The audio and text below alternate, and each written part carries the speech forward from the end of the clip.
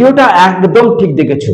এই ভিডিওতে আজকে যে তথ্য তোমাদের দিতে চলেছি, এই ভিডিওতে তোমাদের যে আমি গুরুত্বপূর্ণ কথা বলতে চলেছি, তোমরা যারা সামনে এক্সাম দিচ্ছ, অর্থাৎ সাপ্লি হোক, নতুন হোক, ওল্ড সিলেবাস হোক, যাই হোক, ভালো করে শুনে নাও আজকের এই গুরুত্বপূর্ণ ভিডিওটা। এই ভিডিওতে আজকে তোমাদের 1 নম্বর পেলেই পাস, এই একটা এমন জিনিস তৈরি হয়েছে, 1 নম্বর পেলে পাস করিয়ে দিচ্ছি, এই জিনিসটা কিন্তু এসেছে। এবং তোমাদের সর্বশেষ কথা এবং সর্বপ্রথম কথা, ইন্টারনাল যেটা কোনোদিন এক্সটার্নাল পরীক্ষার সঙ্গে যুক্ত হয় না, সেটা যুক্ত হওয়ার সম্ভাবনা কতটা, এবং কেন আমি বলছি যে ইন্টারনাল এক্সাম এবার যুক্ত হয়ে তোমাদেরকে 5 নম্বর অর্থাৎ পাস করিয়ে দেওয়া হচ্ছে, এটা কতটা যুক্তিসঙ্গত, চলো আজকে তোমাদের নিয়ে আলোচনা করি। আজকে ভালো করে শুনবে। আজকে একটা মোটিভ বা একটা কথা হচ্ছে যে আমি দুটো পয়েন্ট নিয়ে এসেছি। এক হচ্ছে 1 নাম্বার, শুধুমাত্র 1 নাম্বার, 1 নাম্বার পেলেই তোমরা পাস। মেজর মাইনর যারা রয়েছে তাদের বেশি করে বলছি, 1 নাম্বার পেলেই পাস। 2 নম্বর, ইন্টারনালে 10 নম্বর পরীক্ষা হয়, তুমি পরীক্ষা দিচ্ছ, 4 নম্বর পেলে পাস ইন্টারনালে। কিন্তু ইন্টারনালের নাম্বার কোনোদিন এক্সটার্নালে যুক্ত হয়ে তোমাদের পাসিং মার্ক ওঠে না। এক্সটার্নাল কি হয়, আলাদা করে পরীক্ষা দিয়ে 18 বা 24 তোমাদের তুলতে হয়। কিন্তু এবার যেটা দেখা যাচ্ছে, যে রেজাল্ট উঠেছে সেখানে দেখা যাচ্ছে সম্ভবত ইন্টারনালটা তোমার এক্সটার্নালে যুক্ত হয়ে পাসিং মার্ক তোমার তুলে দেওয়া হচ্ছে। বুঝতে পারলে? এবার আজকে সব থেকে বিস্ময়কর কথাটা বলতে চলেছি, যদি আজকে এটাই হয়েছে যে স্যার 1 নাম্বার তুললেই পাস, আর ইন্টারনালটা নাকি যুক্ত হয়ে আমার 5 নাম্বার উঠছে, সত্যি যদি আজকে এটা হয়েছে, তাহলে এর থেকে বড় গুরুত্বপূর্ণ কথা আর হতে পারে না। তো চলো আজকের আলোচনা চলে আসি এবং তোমাদের কিছু উদাহরণ দেখাবো। স্ক্রিনে কিছু উদাহরণ দেখাবো, সেই উদাহরণটা দেখলে বুঝতে পারবে যে স্যার এটা কেন বলছে। বহু জন আছে, বহু স্টুডেন্টস আছে, তাদের ওই কি বলবো রেজাল্ট বার করে নিচ্ছে আর কি। হ্যাঁ, তাদের রেজাল্টটা করে নিচ্ছে, এখানে দেখা যাচ্ছে পরিষ্কার করে যে কি কি রয়েছে না রয়েছে।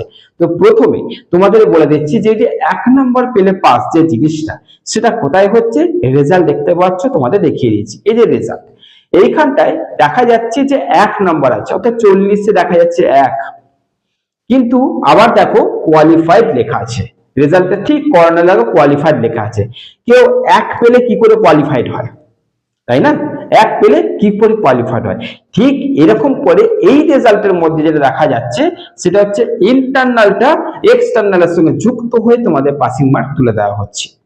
ওকে, তো এই হচ্ছে রেজাল্টের দেখার অবস্থা, এই হচ্ছে রেজাল্টের সিস্টেম, যেটা মানে বর্ধমান ইউনিভার্সিটির ইতিহাসে সর্বপ্রথম এটা এরকম হয়েছে যে এক্সটার্নাল যুক্ত হচ্ছে ইন্টারনাল সঙ্গে দিয়ে তোমাদের পাস করাচ্ছে, যেটা আজ পর্যন্ত হয়নি। কারণ ইন্টারনাল আলাদা, এক্সটার্নাল আলাদা পরীক্ষা হয়, তোমাকে দুটোতেই আলাদা আলাদা ভাবে পাস করতে হবে। কিন্তু এখানে যেটা দেখা যাচ্ছে দুটোকে মিক্স আপ করে তোমাকে পাস করিয়ে দেওয়া হচ্ছে। চলো সেটা মানা যাচ্ছে, কিন্তু 1 নম্বর পেয়ে কোয়ালিফাইড, এটা কি করে মানা যাচ্ছে? কি করে মানা যাচ্ছে? ভালো এক্সাম দিয়ে আমার এসএসসি চলে আসছে, কি করে মানা যাচ্ছে? তাহলে আজকের এই ভিডিওর মূল উদ্দেশ্যটা কি? মানে ব্যাপারটা হচ্ছে এইটুকু তোমরা বুঝতে পারছো যে কি বড় গাফিলতি রেজাল্টের মধ্যে হচ্ছে। আর আমি আগেই বলে দিয়েছিলাম যে বর্ধমান ইউনিভার্সিটি ম্যাজিক করতে ভালোবাসে, তোমরা সেই ভিডিও আশা করছি দেখেছো। এ magical university, a heavy magic করছে তোমাদের সঙ্গে। এই ইউনিভার্সিটিকে এমনি আমি পছন্দ করি না। তো এবার কথা হচ্ছে এই যে রেজাল্টের অবস্থা, এই যে রেজাল্ট দেখে হাসবো না কাঁদবো। আমার যে গ্রুপ রয়েছে, বড় বড় গ্রুপগুলো রয়েছে, সেই গ্রুপের স্টুডেন্টসরা রেজাল্ট গুলো পাঠিয়ে তারা যেসব কমেন্ট গুলো করা যে কি ম্যাজিক হচ্ছে। হ্যাঁ, আবার যোগফল দেখো, 8 আর 5 13 হয়, সেকেন্ডের যোগফল হচ্ছে 17, এরকম করে যোগ হচ্ছে। অর্থাৎ তোমরা যারা যারা এই ভিডিও দেখছো, যদি কারণ এরকমটা হয়ে থাকে যে হ্যাঁ আমাদের রেজাল্ট এরকমই দেখছি স্যার, আমার নিজস্ব রেজাল্টটা ঠিক এরকম বেরিয়েছে, কারো কারো আবার দেখা যাচ্ছে অ্যাডমিট কার্ডে সাবজেক্টটাই নেই, অ্যাডমিট কার্ডের সাবজেক্টটাই চেঞ্জ হয়ে গেছে, এটাও হয়েছে। আর এখন তো অ্যাডমিট কার্ডটা দেয়নি ধরো, কিন্তু যাদের প্রথমবার ছিল। আর কিন্তু মোট কথা হচ্ছে এই যে 1 নাম্বার পেয়ে পাস আর ইন্টারনালকে শক্তি এক্সটার্নাল এর সাথে যুক্ত হচ্ছে, আজকে তোমাদের এই দুটো নিয়ে আলোচনাটা করে দিচ্ছি। শুনে না তাহলে 1 নম্বরে পাস যে ব্যাপারটা আছে, সেইটা হচ্ছে অবশ্যই এক্সামিনেশন অর্থাৎ যে খাতা চেক করছে ঠিক আছে, যে খাতা চেক করছে তার বিরাট বড় একটা গাফিলতি হচ্ছে যে 1 নম্বর পেয়ে কোয়ালিফাইড করে দিয়েছে। 2 নম্বর, অর্থাৎ 1 নম্বর পেয়ে তুমি পাস হবে, এটা তোমাকে একটা বাচ্চা ছেলেও হয়তো বিশ্বাস করবে না, তুমি তো অনেক দূরে, একটা বাচ্চা ছেলেকে বিশ্বাস করবে 1 নম্বরে পাস? কিন্তু সেটা হয়েছে রেজাল্টে, দেখিয়ে দিলাম। 2 নম্বর হচ্ছে যে ইন্টারনাল কি এক্সটার্নাল যুক্ত হচ্ছে, হ্যাঁ যুক্ত হচ্ছে, এটা তারা রুলসে এনেছে কিনা সেটা পরের কথা, কিন্তু যুক্ত হচ্ছে, এক্সটার্নাল যুক্ত হয়ে পাস করিয়ে দেওয়া হচ্ছে। এবার কথা হচ্ছে ভিডিওটার উদ্দেশ্য কি, এই ভিডিওটা কেন আপলোড করলাম? ভিডিওটার উদ্দেশ্য হচ্ছে তোমরা এবার পরীক্ষা দেবে, ভালো করে শোনো, তোমরা কিন্তু এবার পরীক্ষা দেবে। তো যাদের এই রেজাল্ট এরকম বেরিয়েছে না, যদি তোমাদের ঠিক এরকমই অবস্থা হয় রেজাল্টে, দেখা গেল রেজাল্ট যখন বেরোবে যদি তখন এসএনসি লেখা থাকে, তাহলে দুটো জিনিস হবে।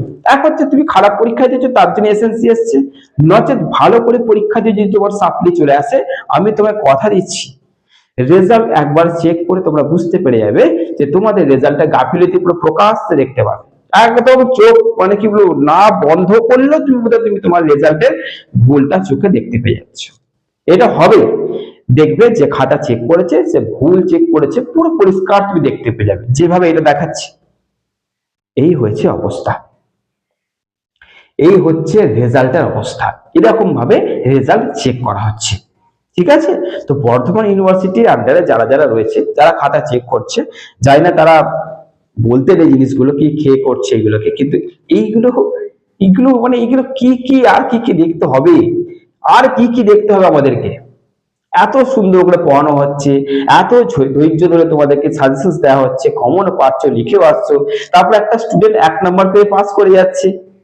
এত কিছু করার পরে একটা স্টুডেন্ট 8 আর 5 13 হয়, সেখানে এক্সামিনার নাম্বার দিয়েছে 17 নম্বর, বাহ খুব ভালো, খুব ভালো জিনিস। 17 পেয়েছে, কত পাস? 18 পাস, পাচ্ছে কত? 17, তারপরে লেখা আছে কোয়ালিফাই। এবার এই ভিডিওর উদ্দেশ্য হচ্ছে যদি সাপ্লি আসে দুটো কারণের মধ্যে একটা কারণ তোমার ভুল থাকলে বাদ দাও, কিন্তু যদি তোমার ভুল না থাকে সেখানে রেজাল্টকে তুমি যা হোক করে চেক করবে, সেখানে তোমার এরকম করে রেজাল্টটাকে বার করে তোমাকে চেক করে নিতে হবে সঙ্গে সঙ্গে, তারপরে তুমি অ্যাকশন নেবে, সঙ্গে সঙ্গে অ্যাকশন নেবে। রিভিউ করিয়ে কোনো লাভ হবে না, রিভিউ দেখেও না, তোমাকে অভিযোগ জানাতে হবে তোমার ইউনিভার্সিটিতে এবং তোমার কলেজে, 2 জায়গায় তুমি ওপেনলি অ্যাপ্লিকেশন দিয়ে দেবে। তারপরে সেখানে তোমাদের ব্যবস্থা আশা করছি সেই রেজাল্টকে আবার ঠিক করা হবে এবং তুমি সাপ্লি থেকে বেঁচে যাচ্ছ। ওকে, তো এইটা যা শেষের দিকে বললাম, কিন্তু এইটা অবস্থা, এই হচ্ছে অবস্থা, কি করতে হবে সেটা বলে দিলাম। ওকে, তো চলো এই ভিডিওটাকে না যত পারবে শেয়ার করো, কারণ যাদের আজকে এক্সাম দেওয়ার পর যদি এরকমটা আসে, তাহলে তারা সঙ্গে সঙ্গে এই জায়গাটা চেক করে তারা কিন্তু ইউনিভার্সিটি এবং কলেজে অ্যাপ্লিকেশন দিলে কিন্তু তাদের কিন্তু খুব তাড়াতাড়ি আশা করছি রেজাল্টের মধ্যে একটা সুসংগতি দেখা যাবে, অর্থাৎ ভালো মার্কস দিয়ে দিল, তুমি আবার পাস করে গেলে, অর্থাৎ সেমিস্টারটা থেকে পেঁচে গেলে। ওকে, এই জন্য এই ভিডিওটা দেওয়া, তাড়াতাড়ি যত পারছো শেয়ার করছো, যত পারছো শেয়ার করো, বহুজনা ভুগতে চলেছে, বহুজনা ভালো এক্সাম দিলেও বহুজনা তোমরা ভুগতে চলেছো, তাই যত তাড়াতাড়ি পারবে শেয়ার করো। ভালো থেকো, সুস্থ থেকো।